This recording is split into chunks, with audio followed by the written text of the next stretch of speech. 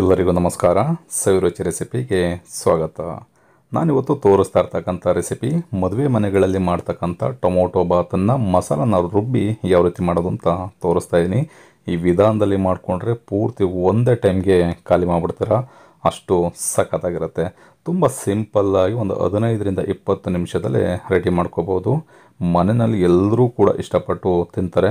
ಮಕ್ಳಿಗೂ ಕೂಡ ಒಂದು ಒಳ್ಳೆ ಲಂಚ್ ಬಾಕ್ಸ್ ರೆಸಿಪಿ ಅಂತ ಹೇಳ್ಬೋದು. ಬನ್ನಿ ಇದನ್ನು ಯಾವ ರೀತಿ ಮಾಡೋದು, ಇದಕ್ಕೆ ಏನೇನು ಪದಾರ್ಥಗಳು ಬೇಕು ಅಂತ ನೋಡ್ಕೋಣ.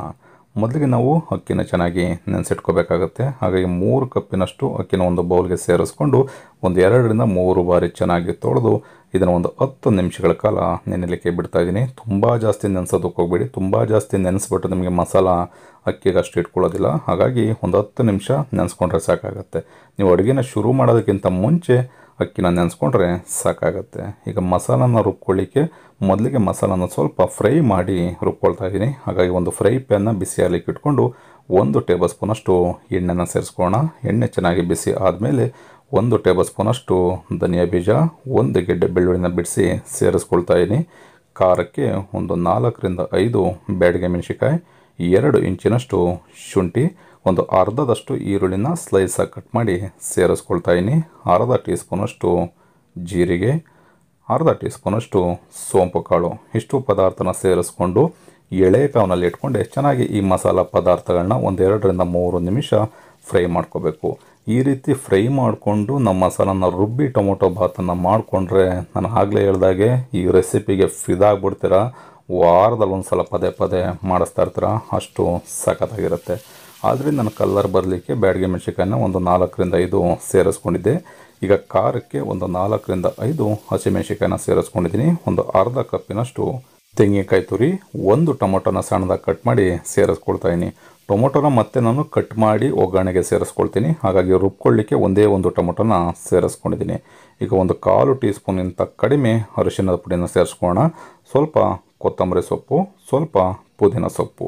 ಈ ರೀತಿ ಸೊಪ್ಪನ್ನು ಸೇರಿಸಿ ಆದಮೇಲೆ ಸ್ಟವನ್ನು ಕಂಪ್ಲೀಟಾಗಿ ಆಫ್ ಮಾಡಿಕೊಂಡು ಒಂದು 1 ನಿಮಿಷ ಈ ಸೊಪ್ಪು ಫ್ರೈ ಆಗಬೇಕು. ಅಲ್ಲಿವರೆಗೂ ಈ ರೀತಿ ಸ್ಟವನ್ನು ಆಫ್ ಮಾಡಿಕೊಂಡೆ ಚೆನ್ನಾಗಿ ಮಿಕ್ಸ್ ಮಾಡ್ಕೋಬೇಕು. ಅದಾದ ನಂತರ ಒಂದು 10-15 ನಿಮಿಷ ಕಂಪ್ಲೀಟಾಗಿ ಈ ಮಸಾಲ ಪದಾರ್ಥ ಎಲ್ಲ ತಣ್ಣಗಾಗಬೇಕು. ಅಲ್ಲಿವರೆಗೂ ಸಪ್ರೇಟಾಗಿ ತೆಗೆದಿಟ್ಕೊಳ್ಳೋಣ. ಕಂಪ್ಲೀಟಾಗಿ ತಣ್ಣಗಾದ್ಮೇಲೆ ಮಿಕ್ಸಿ ಜಾರ್ಗೆ ಸೇರಿಸ್ಕೊಂಡು ಈ ಮಸಾಲನ ರುಬ್ಕೋಬೇಕಾಗತ್ತೆ.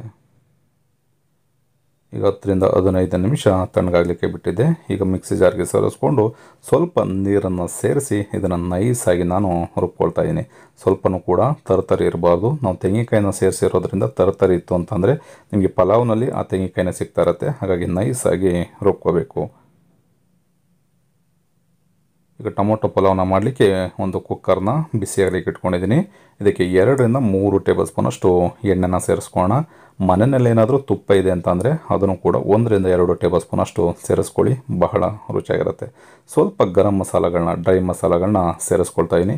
ಕೆಲವರು ಇಷ್ಟಪಡ್ತಾರೆ, ಕೆಲವರು ಸ್ಮೆಲ್ ಬರುತ್ತೆ ಅಂತ ಇಷ್ಟಪಡಲ್ಲ. ಬೇಡ ಅನ್ನೋರು ಸ್ಕಿಪ್ ಮಾಡ್ಬೋದು. 2 ಈರುಳ್ಳಿನ ಸ್ಲೈಸಾಗಿ ಕಟ್ ಮಾಡಿ ಸೇರಿಸ್ಕೊಳ್ತಾ ಇದ್ದೀನಿ. ಈರುಳ್ಳಿ ಸ್ವಲ್ಪ ಎಣ್ಣೆಯಲ್ಲಿ ಫ್ರೈ ಆಗಬೇಕು. ಸ್ವಲ್ಪ ಮೆದುವಾದರೆ ಸಾಕು. ಒಂದು 1 ನಿಮಿಷ ಚೆನ್ನಾಗಿ ಇದನ್ನು ಫ್ರೈ ಮಾಡ್ಕೊಳ್ಳೋಣ. ನಿಮ್ಮ ಮನೆಯಲ್ಲಿ ಯಾವಾಗಲೇ ಟೊಮೊಟೊ ಪಲಾವ್ ಮಾಡಿದ್ರೂ ಇದಕ್ಕೆ ಯಾವುದೇ ರೀತಿ ಬೇರೆ ತರಕಾರಿಗಳನ್ನ ಸೇರಿಸುವಂಥ ಅವಶ್ಯಕತೆ ಇಲ್ಲ. ಬರೀ ಬಟಾಣಿ ಒಂದನ್ನು ಸೇರಿಸ್ಕೊಂಡ್ರೆ ಬಹಳ ರುಚಿಯಾಗಿರುತ್ತೆ. ಹಾಗಾಗಿ ಮನೆಯಲ್ಲಿ ಹಸಿ ಬಟಾಣಿ ಇದ್ದರೆ ಹಸಿ ಬಟಾಣಿನ 1 ಕಪ್ಪಿನಷ್ಟು ಸೇರಿಸ್ಕೊಳ್ಳಿ. ಇಲ್ಲ ಅಂತಂದರೆ ಒಣ ಬಟಾಣಿನ ನೆನೆಸಿ ಸೇರಿಸ್ಕೋಬೇಕಾಗತ್ತೆ. ಮತ್ತು ಒಂದು 2-3 ಟೊಮೊಟೊನ ಸ್ಲೈಸಾಗಿ ಕಟ್ ಮಾಡಿ ಸೇರಿಸ್ಕೊಂಡಿದ್ದೀನಿ. ಸ್ವಲ್ಪ ಪುದೀನ ಸೊಪ್ಪನ್ನು ಕೂಡ ಸೇರಿಸ್ಕೊಂಡಿದ್ದೀನಿ. ಪುದೀನ ಸೊಪ್ಪನ್ನು ನಾವು ಆಲ್ರೆಡಿ ರುಬ್ಬೋದಕ್ಕೆ ಸ್ವಲ್ಪ ಸೇರಿಸ್ಕೊಂಡಿರ್ತೀವಿ. ಹಾಗಾಗಿ ಜಾಸ್ತಿ ಪುದೀನ ಸೊಪ್ಪನ್ನು ಸೇರಿಸುವಂಥ ಅವಶ್ಯಕತೆ ಇಲ್ಲ, ಸ್ವಲ್ಪ ಸೇರಿಸ್ಕೊಂಡ್ರೆ ಸಾಕಾಗತ್ತೆ. ಈಗ ರುಚಿಗೆ ಎಷ್ಟು ಬೇಕೋ ಅಷ್ಟು ಉಪ್ಪನ್ನು ಸೇರಿಸಿ ಸ್ವಲ್ಪ ಹಸಿ ಬಟಾಣಿ ಎಲ್ಲ ಫ್ರೈ ಆಗಬೇಕು. ಈ ರೀತಿ ಎಣ್ಣೆ ಜೊತೆನಲ್ಲೇ ಚೆನ್ನಾಗಿ ಫ್ರೈ ಮಾಡ್ಕೊಳ್ಳೋಣ. ಈ ರೀತಿ ಬಟಾಣಿ ಮತ್ತು ಟೊಮೊಟೊ ಎಲ್ಲ ಚೆನ್ನಾಗಿ ಬೆಂದು ಎಣ್ಣೆ ಬಿಡಬೇಕು. ಆವಾಗ ಇದಕ್ಕೆ ರುಬ್ಬಿಟ್ಕೊಂಡಿರ್ತಕ್ಕಂಥ ಮಸಾಲಾನ ಸೇರಿಸ್ಕೋಬೇಕು. ಈ ಮಸಾಲಾನ ಸೇರಿಸಿ ಆದಮೇಲೆ ಮಸಾಲಾನ ಒಂದು 2-3 ನಿಮಿಷ ಆದ್ರೂ ಕಂಪ್ಲೀಟಾಗಿ ಈ ಎಣ್ಣೆ ಜೊತೆನೆಲ್ಲ ಬೆಂದು ಎಣ್ಣೆನ ಬಿಡಬೇಕು. ಅಲ್ಲಿವರೆಗೂ ಬೇಯಿಸ್ಕೋಬೇಕಾಗತ್ತೆ. ಅದು ಬೇಯ್ದೇ ನೀವೇನಾದರೂ ಅಕ್ಕಿ ಸೇರಿಸ್ಬಿಟ್ಟು ನೀವೇನಾದರೂ ಕುಕ್ಕರ್ ವಿಜಲ್ ಓಡಿಸ್ಬಿಟ್ರಿ ಅಂತಂದರೆ ಹಸಿ ಬಂದುಬಿಡುತ್ತೆ, ಮತ್ತು ರುಚಿನೂ ಕೂಡ ಅಷ್ಟು ಚೆನ್ನಾಗಿರಲ್ಲ. ಹಾಗಾಗಿ ಈ ಮಸಾಲೆ ಎಲ್ಲ ಕಂಪ್ಲೀಟಾಗಿ ಬೆಂದು ನೋಡಿ ಈ ರೀತಿ ಎಣ್ಣೆ ಬಿಡಬೇಕು. ಅಲ್ಲಿವರೆಗೂ ಸೇರಿಸ್ಕೊಳ್ಳಿ. ನಾನು ಅಡುಗೆನ ಶುರು ಮಾಡೋದಕ್ಕಿಂತ ಮುಂಚೆನೇ 3 ಕಪ್ಪಿನಷ್ಟು 300 ಗ್ರಾಮಷ್ಟು ಅಕ್ಕಿನ ನೆನೆಸಿಟ್ಕೊಂಡಿದ್ದೆ. ಬರೀ 10 ನಿಮಿಷ ನೆನೆಸಿರೋದ್ರಿಂದ 1 to ಡಬಲ್ ಅಂದರೆ 2ರಷ್ಟು ನೀರನ್ನು ನಾವು ಸೇರಿಸ್ಕೋಬೇಕು. 3 ಕಪ್ಪು ಅಕ್ಕಿಗೆ 6 ಕಪ್ಪಿನಷ್ಟು ನೀರನ್ನು ಸೇರಿಸ್ಕೊಂಡ್ರೆ ಸಾಕಾಗುತ್ತೆ. ಈ ರೀತಿ ನೀರನ್ನು ಸೇರಿಸ್ಕೊಂಡು ಚೆನ್ನಾಗಿ ಕುದಿ ಬರೋವರೆಗೂ ಬೇಯಿಸ್ಕೋಬೇಕು. ಚೆನ್ನಾಗಿ ಕುದಿ ಬಂದಾದ ನಂತರ ನಾವು ನೆನೆಸಿಟ್ಕೊಂಡಿರ್ತಕ್ಕಂಥ ಅಕ್ಕಿನ ಸೇರಿಸಿ ಚೆನ್ನಾಗಿ ಈ ಮಸಾಲ ಜೊತೆಯಲ್ಲಿ ಬೆರಿಬೇಕು.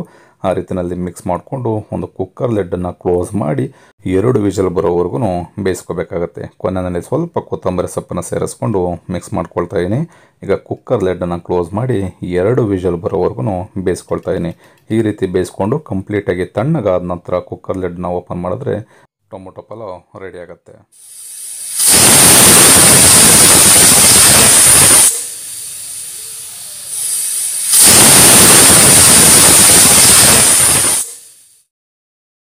ಈಗ 2 ವಿಷಲ್ ಆಗಿದೆ. ನೋಡ್ಬೋದು ಟೊಮೊಟೊ ಪಲಾವ್ ಎಷ್ಟು ಸಖತ್ತಾಗಿ ರೆಡಿ ಆಗಿದೆ ಅಂತ. ನಾವು ಕುಕ್ಕರ್ನಲ್ಲಿ ಮಾಡಿರೋದ್ರಿಂದ ಈ ರೀತಿ ಮಸಾಲೆ ಎಲ್ಲ ಸ್ವಲ್ಪ ಮೇಲ್ಗಡೆ ಬಂದಿರುತ್ತೆ. ಚೆನ್ನಾಗಿ ಒಂದು ಬಾರಿ ಮಿಕ್ಸ್ ಮಾಡಿಕೊಂಡ್ರೆ ಬಹಳ ರುಚಿಯಾಗಿರ್ತಕ್ಕಂಥ ಹಾಗೆ ಮದುವೆ ಮನೆಗಳಲ್ಲಿ ಮಾಡ್ತಕ್ಕಂಥ ಟೊಮೊಟೊ ಪಲಾವ್ ರೆಡಿ ಆಗುತ್ತೆ. ಈ ರೆಸಿಪಿ ನಿಮಗೆ ಇಷ್ಟ ಆಯಿತು ಅಂತ ಅಂದ್ಕೊಳ್ತೀನಿ. ಇಷ್ಟ ಆಗಿದ್ದರೆ ಆದಷ್ಟು ಜನಕ್ಕೆ ಶೇರ್ ಮಾಡಿ. ಇನ್ನು ಹೊಸದಾಗಿ ನೋಡ್ತಾ ಇರ್ತಕ್ಕಂಥವ್ರು ನಮ್ಮ ಚಾನಲ್ನ ಸಬ್ಸ್ಕ್ರೈಬ್ ಮಾಡ್ಕೊಂಡಿಲ್ಲ ಅಂದರೆ ಸಬ್ಸ್ಕ್ರೈಬ್ ಮಾಡ್ಕೊಳ್ಳಿ. ಫೇಸ್ಬುಕ್ಕಲ್ಲಿ ನೋಡ್ತಾ ಇರ್ತಕ್ಕಂಥವ್ರು ನಮ್ಮ ಸವಿರುಚಿ ರೆಸಿಪಿ ಫೇಸ್ಬುಕ್ ಪೇಜ್ ಇದೆ, ಅದನ್ನು ಕೂಡ ಫಾಲೋ ಮಾಡಿ. ನೀವು ಕೂಡ ಮರಿದೇನೆ ಒಂದು ಸಲ ಟ್ರೈ ಮಾಡಿ ಹೇಗಿತ್ತು ಅಂತ ಕಮೆಂಟ್ ಮಾಡಿ ತಿಳಿಸಿ. Thank you.